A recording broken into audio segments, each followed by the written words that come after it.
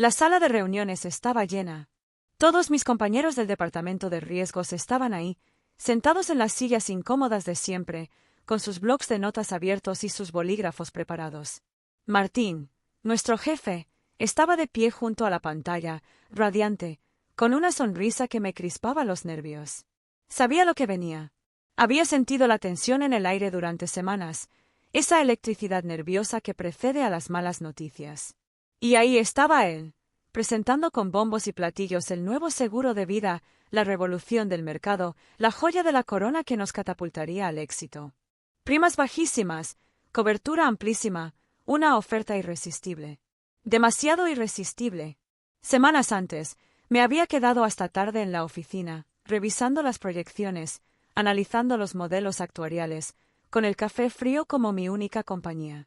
Los números no me cerraban. Algo andaba mal. Muy mal. Las primas eran tan bajas que no cubrirían los costos a largo plazo. El modelo actuarial era optimista, por decirlo de alguna manera. Había un alto riesgo de impago masivo, un agujero negro que podía engullir a la compañía entera. Lo reporté. Envié correos electrónicos, preparé informes detallados, expliqué mis preocupaciones a Martín. Nada. Me ignoró por completo. Obsesionado con el lanzamiento, cegado por la promesa del éxito, desestimó mis advertencias como resistencia al cambio. Camila, tienes que ser más positiva, me dijo con una palmadita condescendiente en el hombro. No puedes frenar la innovación. Ahora, en la reunión, Martín estaba hablando de un cambio estratégico en el departamento. Sentí un nudo en el estómago. Mi instinto me gritaba que algo malo iba a pasar. Su sonrisa se ensanchó, se volvió casi cruel. Y como parte de esta reestructuración, anunció, mirando directamente hacia mí, hemos decidido prescindir de los servicios de Camila. El silencio en la sala se hizo denso, palpable. Todos me miraban. Algunos con lástima, otros con miedo, la mayoría con una expresión de incómoda sorpresa. Martín continuó, con una voz que pretendía ser amable pero que sonaba a veneno puro. Camila ha sido una valiosa colaboradora, pero su perfil no se ajusta a las nuevas necesidades del departamento. Le deseamos lo mejor en sus futuros proyectos. Sentí que el suelo se abría bajo mis pies. La sala empezó a dar vueltas. El ruido de la respiración de mis compañeros, el zumbido del aire acondicionado, las palabras de Martín. Todo se mezclaba en un torbellino de confusión y humillación. ¿Me estaba despidiendo? Aquí. Delante de todos. La sangre me subía a la cara, sentía el calor en mis mejillas. Quería gritar, llorar, salir corriendo, pero me quedé paralizada, clavada en mi silla, incapaz de reaccionar. La humillación era una losa pesada que me aplastaba contra el asiento. Después, todo fue un borrón. Recuerdo vagamente la salida de la sala de reuniones, las miradas evasivas de mis compañeros, el camino hasta la oficina de recursos humanos. Firmé la liquidación, recogí mis cosas y salí a la calle. La luz del sol me cegó. El ruido del tráfico me aturdió. Caminaba sin rumbo, con la cabeza llena de las palabras de Martín. Resistencia al cambio, frenar la innovación. ¿Eso era lo que pensaba de mí? Después de todos estos años de trabajo duro, de dedicación, de compromiso, la injusticia de la situación me golpeó con la fuerza de un mazo. No solo había perdido mi trabajo, sino también mi reputación. El miedo inicial se transformó en una rabia sorda, una semilla de venganza que empezaba a germinar en mi interior. Martín me había humillado públicamente, me había destruido profesionalmente. Y no iba a permitir que se saliera con la suya. Caminaba por las calles de Buenos Aires, sin rumbo fijo. El sol de la tarde me golpeaba en la cara, pero no sentía calor. Estaba entumecida, como si una capa de hielo me cubriera el cuerpo. Las bocinas de los coches, el murmullo de la gente, los gritos de los vendedores ambulantes, todo me llegaba amortiguado, como si estuviera sumergida en el agua. No podía dejar de pensar en lo que había pasado, en la humillación, en la injusticia, en Martín, con su sonrisa triunfante, anunciando mi despido como si fuera un logro más en su brillante carrera. Recordaba mis primeros días en la compañía. La ilusión, las ganas de aprender, el compromiso de hacer un buen trabajo. Había estudiado mucho, me había esforzado al máximo para llegar donde estaba. analista de riesgos en una de las compañías de seguros más importantes del país. Un puesto que me había costado años de trabajo duro, de noches sin dormir, de fines de semana sacrificados. Me apasionaba mi trabajo. Me gustaba la precisión de los números, la lógica de los modelos actuariales, la satisfacción de identificar posibles riesgos y proteger a los clientes de posibles fraudes. Había tenido éxitos, momentos de reconocimiento, la satisfacción de ver mis recomendaciones implementadas y evitar pérdidas importantes para la compañía. Había construido una reputación sólida basada en el trabajo duro y la honestidad. Y todo eso se había esfumado en un instante, por la ambición desmedida de un hombre obsesionado con la imagen y el éxito fácil. Pensaba en mi familia, en mis padres, que siempre me habían apoyado, que se habían sacrificado para que yo pudiera estudiar. En la estabilidad que creía haber alcanzado, en la tranquilidad de tener un buen trabajo, un sueldo fijo, un futuro asegurado. ¿Qué les iba a decir ahora? ¿Cómo les iba a explicar que me habían despedido, que me habían humillado públicamente, que todo por lo que había luchado se había derrumbado como un castillo de naipes? La angustia me apretaba el pecho, me dificultaba la respiración. Sentía una profunda soledad, una sensación de abandono. No solo me había traicionado Martín, sino también la empresa a la que había dedicado gran parte de mi vida. La empresa que creía que valoraba el trabajo duro, la honestidad, el compromiso. Me sentía engañada, utilizada, desechada como un objeto inservible. La rabia, que hasta entonces había sido una brasa latente, empezó a crecer en mi interior, como un fuego que se aviva con el viento. No era solo por el despido, por la pérdida del trabajo. Era por la forma en que lo habían hecho. Por la humillación pública, por la falta de respeto, por la negligencia de Martín al ignorar mis advertencias. Por su obsesión con el nuevo producto, con la imagen de éxito que quería proyectar, sin importarle las consecuencias, sin importarle el riesgo que estaba corriendo la compañía. La imagen de su sonrisa triunfante, mientras anunciaba mi despido, se repetía en mi mente una y otra vez, alimentando mi indignación, mi deseo de justicia. No podía quedarme de brazos cruzados. No podía permitir que Martín saliera impune. Tenía que hacer algo. Tenía que encontrar la manera de que pagara por lo que había hecho. No solo por mí, sino por todos los que podrían verse afectados por su irresponsabilidad. La semilla de la venganza, plantada en la sala de reuniones, había empezado a germinar con fuerza. Y sabía que, tarde o temprano, daría sus frutos. El frío de la noche porteña me calaba hasta los huesos. Me senté en un banco de la Plaza de Mayo, frente a la Casa Rosada, iluminada como un escenario teatral. La magnitud del edificio, la historia que respiraban sus paredes, me hacían sentir aún más pequeña, más insignificante. Pero algo estaba cambiando dentro de mí. La tristeza, la confusión, el miedo, empezaban a disiparse, dejando espacio a una nueva emoción, fría y afilada como una hoja de acero, la determinación. Ya no era la víctima. El dolor y la humillación se transformaban en una fuerza silenciosa, una energía concentrada que me empujaba a actuar. No me quedaría de brazos cruzados. No permitiría que Martín saliera impune. Él había elegido jugar sucio, y yo aprendería las reglas de su juego. Repasé mentalmente los últimos meses. Recordé las noches en vela analizando las proyecciones del nuevo producto, la preocupación que sentía al descubrir las fallas en el modelo actuarial. Recordé los informes que había enviado a Martín, las advertencias que le había hecho, sus respuestas evasivas, su desdén. Tenía la evidencia. Guardaba copias de todos los correos electrónicos, de los informes, de las proyecciones. Todo lo que necesitaba para demostrar la negligencia de Martín, su obsesión por el lanzamiento del producto a pesar de los riesgos. Esa información era mi arma. Mi única arma. La idea de la venganza empezó a tomar forma en mi mente. No se trataba de una revancha personal, de un ajuste de cuentas mezquino.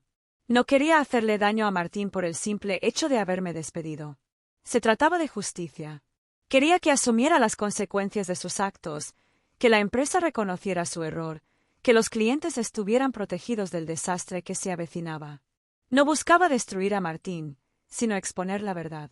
Y la verdad, sabía, era mi mejor aliada. Empecé a visualizar las posibles consecuencias del lanzamiento del producto. Imaginé el caos, las pérdidas, el impacto en la reputación de la compañía. Las primas tan bajas atraerían a muchos clientes, pero no serían suficientes para cubrir los costos a largo plazo. Los reclamos empezarían a acumularse, la compañía no podría hacer frente a los pagos, y el castillo de naipes se derrumbaría. Era solo cuestión de tiempo. Y el tiempo, en este caso, jugaba a mi favor. No podía actuar de forma precipitada.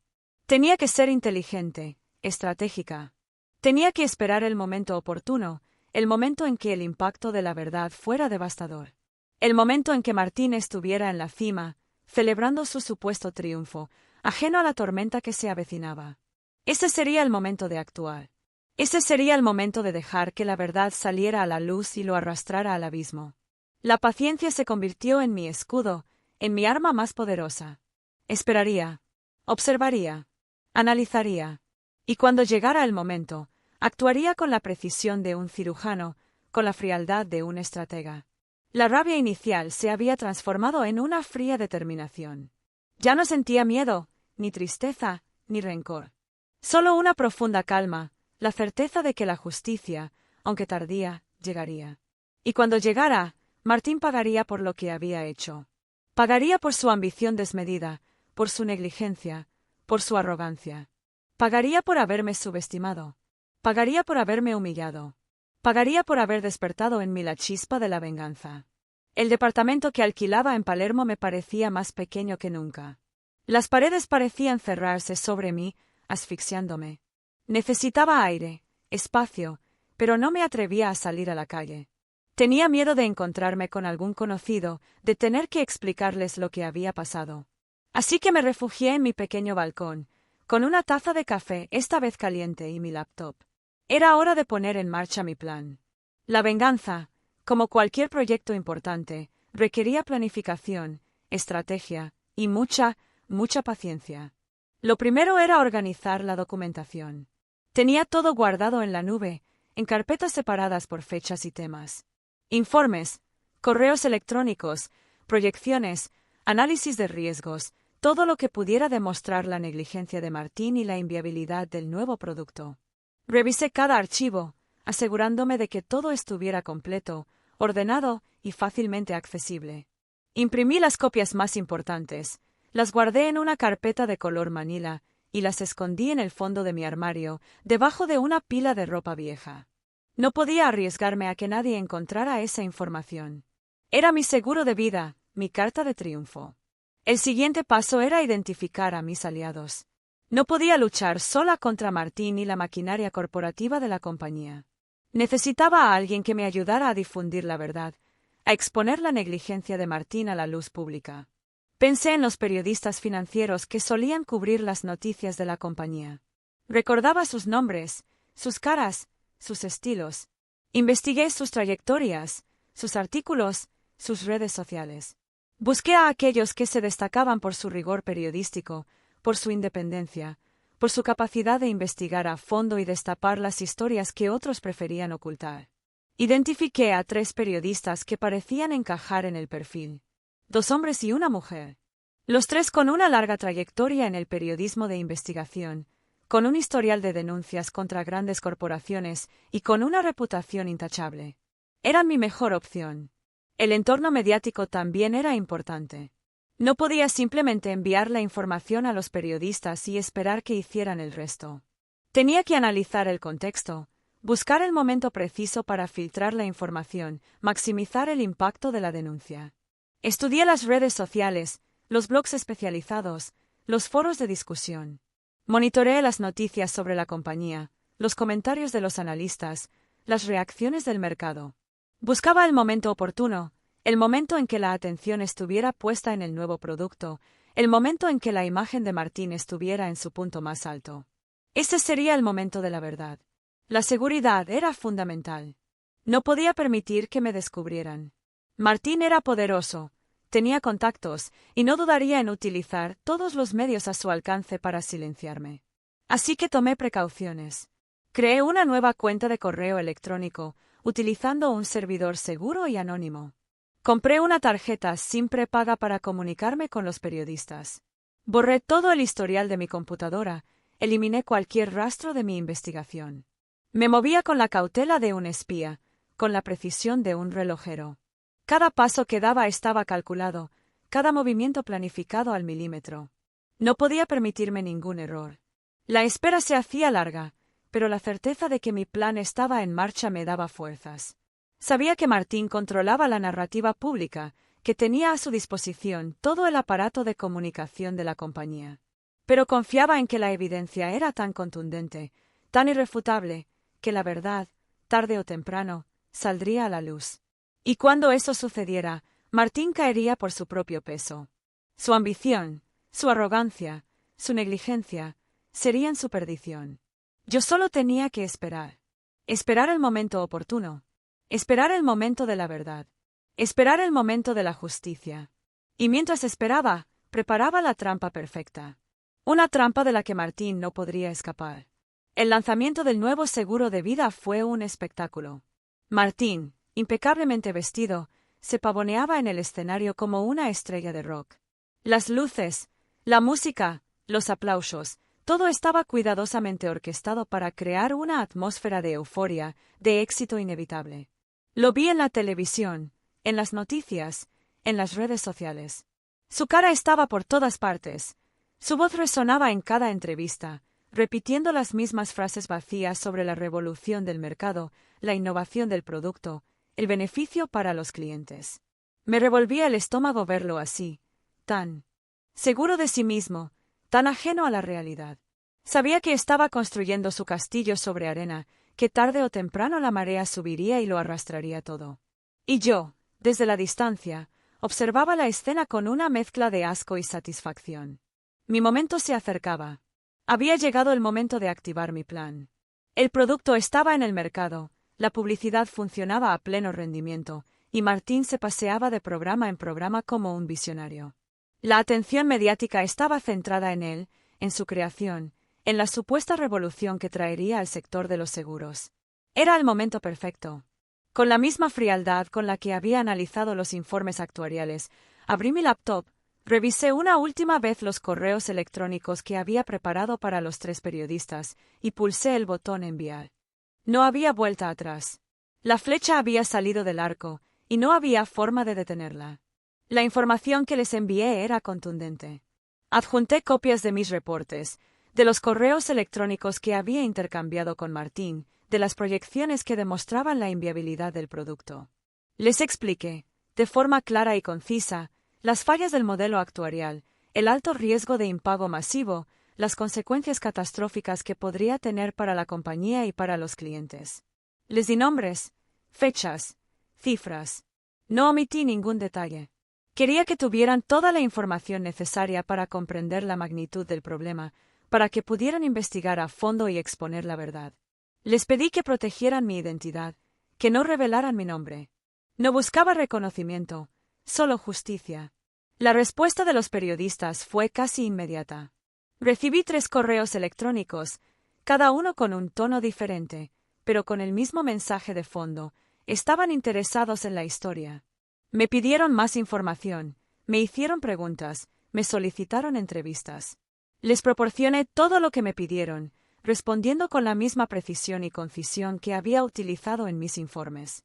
Me aseguré de no revelar ningún detalle que pudiera comprometer mi identidad. Utilizaba frases genéricas, evadía las preguntas personales, me concentraba en los hechos, en los números, en la evidencia. Sabía que estaban ansiosos por publicar la historia, por destapar el escándalo. Pero también sabía que necesitaban tiempo para verificar la información, para contrastar las fuentes, para construir una narrativa sólida y convincente. Y yo estaba dispuesta a darles ese tiempo. La filtración se propagó con la velocidad de un incendio forestal. Primero fueron rumores, comentarios en blogs especializados, discusiones en foros de Internet. Luego, los primeros artículos en medios digitales, tímidos, cautelosos, pero con un tono de creciente preocupación.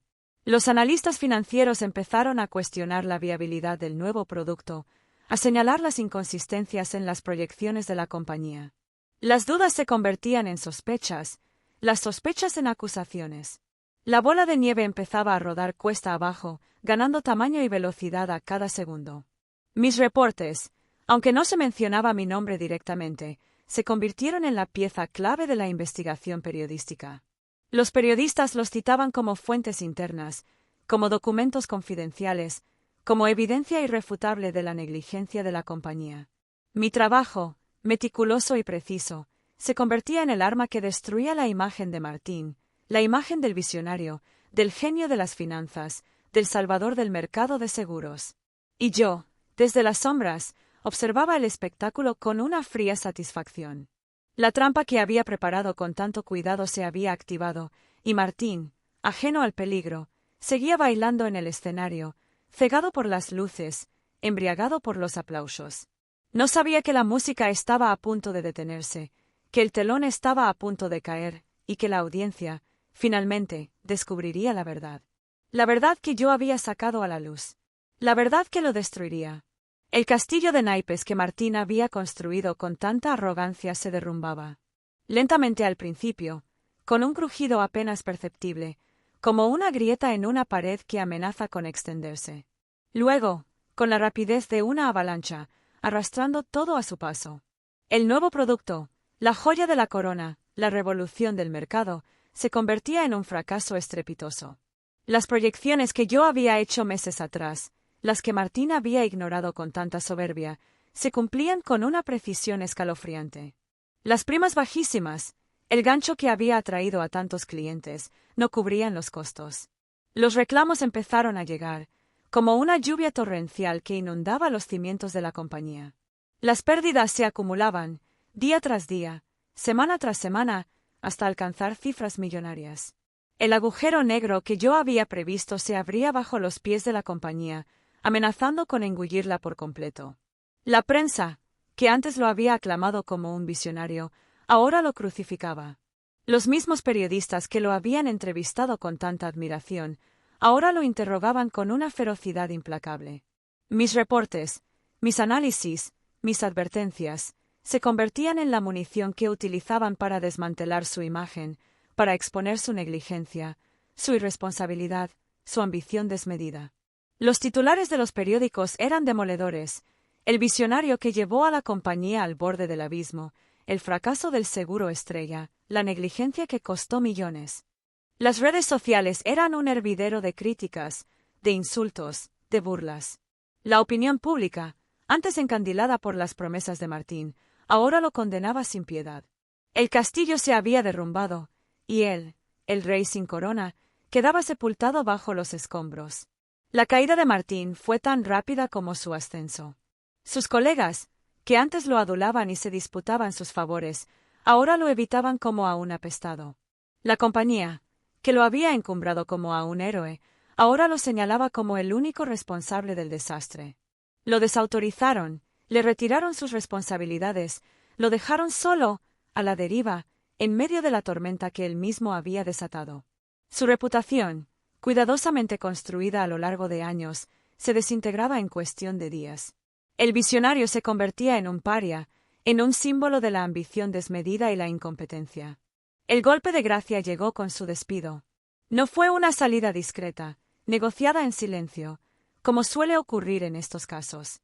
Fue un despido público, humillante, anunciado a bombo y platillo por la compañía, como una forma de lavarse las manos, de distanciarse del desastre. Imaginé la escena: Martín, pálido y derrotado, firmando su liquidación, recogiendo sus cosas, saliendo de la oficina con la cabeza gacha, bajo la mirada implacable de sus antiguos compañeros. No sentí alegría, ni satisfacción, ni siquiera rencor. Solo una profunda indiferencia.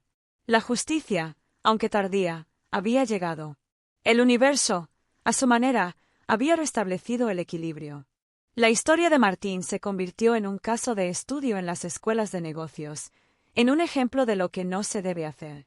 Su nombre, antes sinónimo de éxito e innovación, ahora se asociaba al fracaso, a la negligencia, a la arrogancia. Su carrera, que parecía destinada a las más altas cumbres, se había estrellado contra el suelo, dejando tras de sí un rastro de destrucción. No sé qué fue de él después del despido. No me interesaba saberlo. Había cerrado ese capítulo de mi vida. Había aprendido la lección. Había descubierto que la venganza, a veces, Se sirve fría, sin necesidad de ensuciarse las manos. Basta con dejar que el otro caiga por su propio peso, arrastrado por la fuerza de sus propios errores. Desde la distancia, observaba las consecuencias de mi plan con una extraña sensación de paz. No había rencor en mi corazón, solo la certeza de que la verdad había prevalecido. La verdad que yo había defendido, la verdad que Martín había intentado silenciar. La verdad que, al final, lo había destruido.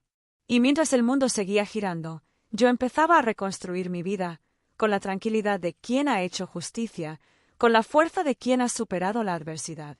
Había aprendido que a veces la mejor venganza no es la agresión directa, sino la paciencia, la estrategia, la fría determinación de dejar que el otro caiga en su propia trampa. Y esa lección, sabía, me acompañaría para siempre. El silencio del teléfono, que antes me atormentaba, ahora era una melodía agradable. Ya no esperaba con angustia la llamada de recursos humanos, ni revisaba compulsivamente mi correo electrónico en busca de alguna oferta de trabajo desesperada. El silencio significaba tranquilidad, control, la posibilidad de elegir mi propio camino. Y ese camino, para mi sorpresa, se abría ante mí con más opciones de las que jamás había imaginado. Las llamadas empezaron a llegar unas semanas después del despido de Martín. Primero fueron reclutadores, tímidos, cautelosos, tanteando el terreno. Luego, directamente de las compañías, de otras aseguradoras, algunas competidoras de la que me había despedido, otras que ni siquiera conocía. Querían hablar conmigo, conocer mi opinión sobre el caso, saber cómo había predicho el fracaso del producto estrella. Mi nombre, aunque nunca se había mencionado públicamente en relación con la denuncia, circulaba en los pasillos del poder, en los despachos de los altos ejecutivos, en las salas de reuniones donde se decidía el futuro del sector. Me habían convertido, sin quererlo, en una especie de leyenda, en la analista que había visto lo que nadie más había visto, la que se había atrevido a desafiar al sistema y había salido victoriosa. Las ofertas de trabajo no tardaron en llegar. Puestos de mayor responsabilidad, con mejores sueldos, en empresas que valoraban la ética, la transparencia, la capacidad de análisis. Empresas que habían aprendido la lección del fracaso de mi antigua compañía, empresas que buscaban profesionales como yo, capaces de identificar los riesgos, de anticiparse a los problemas, de decir la verdad aunque duela. Me sentía halagada, por supuesto, pero también cautelosa. No quería repetir la misma historia. No quería caer en las garras de otra empresa obsesionada con el éxito a cualquier precio, dispuesta a ignorar las advertencias con tal de proteger su imagen. Después de varias entrevistas, acepté un puesto en una compañía más pequeña, pero con una cultura corporativa muy diferente. Una empresa que priorizaba la responsabilidad social, la sostenibilidad, el bienestar de sus empleados. Una empresa donde se valoraba la honestidad, la transparencia, el trabajo en equipo. Un lugar donde podía aplicar mis conocimientos y mi experiencia sin tener que comprometer mis principios. Un lugar donde podía ser yo misma, sin miedo a ser silenciada, sin miedo a ser castigada por decir la verdad. El trabajo era desafiante, estimulante. Me encargaba de analizar los riesgos de nuevos productos, de desarrollar modelos actuariales más precisos, de asesorar a la dirección en la toma de decisiones estratégicas. Me sentía valorada, respetada, escuchada. Mis opiniones se tenían en cuenta, mis recomendaciones se implementaban. Había encontrado, por fin, el lugar al que pertenecía. Un lugar donde podía utilizar mis habilidades para construir algo positivo, para proteger a los clientes, para contribuir al crecimiento de la empresa. Reflexionaba a menudo sobre todo lo que había sucedido. Había perdido mi trabajo, había sido humillada públicamente, había pasado por momentos de angustia y desesperación. Pero también había aprendido una valiosa lección. Había descubierto que a veces la mejor venganza no es la agresión directa, la confrontación violenta, el ojo por ojo. A veces, la mejor venganza es la paciencia, la estrategia, la fría determinación de dejar que el otro caiga por su propio peso. Dejar que su propia ambición, su propia arrogancia, su propia negligencia, lo arrastren al abismo. Miré a la cámara, directamente a la audiencia, con una sonrisa serena. Si has sufrido una injusticia en tu trabajo, no te quedes callado, dije con firmeza. Recopila pruebas, busca apoyo, y no tengas miedo de denunciar. La verdad siempre sale a la luz, aunque a veces tarde un poco. Recuerda, el café frío se sirve mejor con una dosis de justicia. Hice una pausa, dejando que mis palabras resonaran en el silencio. Suscríbete a Café Frío y Venganza para más historias de justicia laboral. Dale like, comparte este vídeo y deja tu comentario con tu propia experiencia. Juntos, podemos hacer que se escuchen nuestras voces. Apagué la cámara, sentí una profunda satisfacción. Había compartido mi historia, había transformado mi experiencia en una herramienta para ayudar a otros. Y eso, al final, era la mejor venganza de todas.